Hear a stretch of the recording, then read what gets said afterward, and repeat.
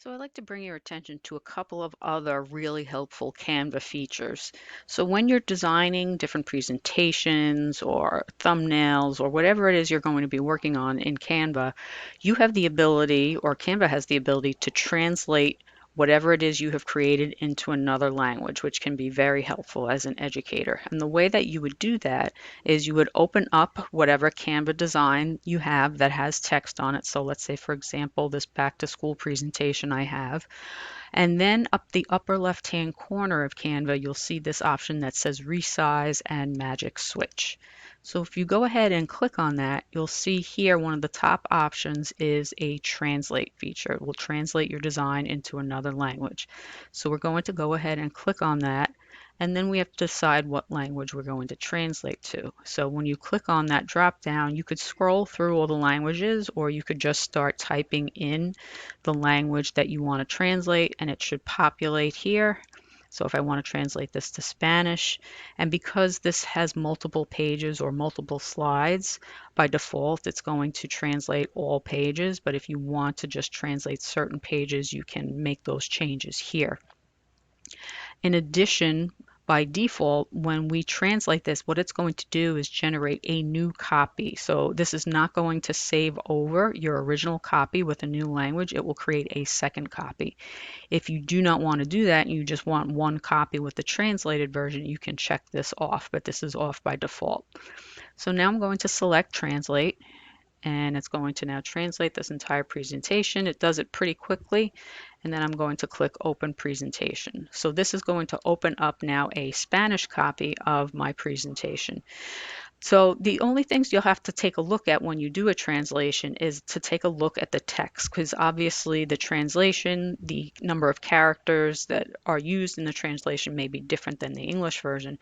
So you might have to make some adjustment as to where your text is placed. So you might have to jump around. So it's a good idea to kind of look through every slide in your translation so to see if you need to make any adjustments. So this now is done. I have my Spanish version, and on my previous tab I still have my English version.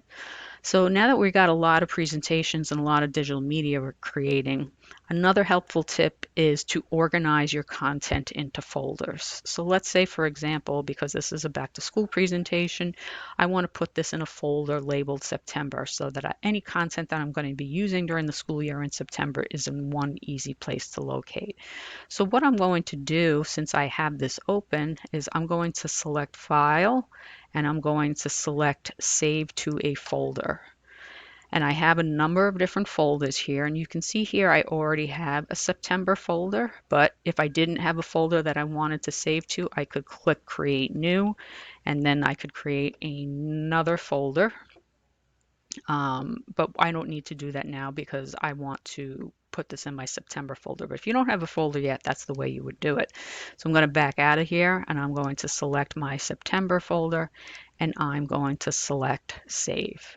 So now this folder is going to be in my projects area in a specific folder. So let's go back and take a look at it so we can see. So I'm going to click on the Canva icon to get back to my home page. And if you recall, anything that you have worked on in Canva will be under Projects. And I have a list of recent, but if you have started a folder system, you will see a list of your folders, and I can then go over to my September folder, and I can find in here the Spanish version of my back to school. So if I go back over to projects, and let's say I want to take my original one that's not translated and also move that to that folder, what I can do is, you don't have to open it, but you can. You can also hover on it, and where these three dots are, you can select Move to Folder, and I can then select the September folder, and I can click here, and now I should have two presentations in this September folder, and you can see both of them are here. So there are two tips of things that you can do to make your life easier using Canva.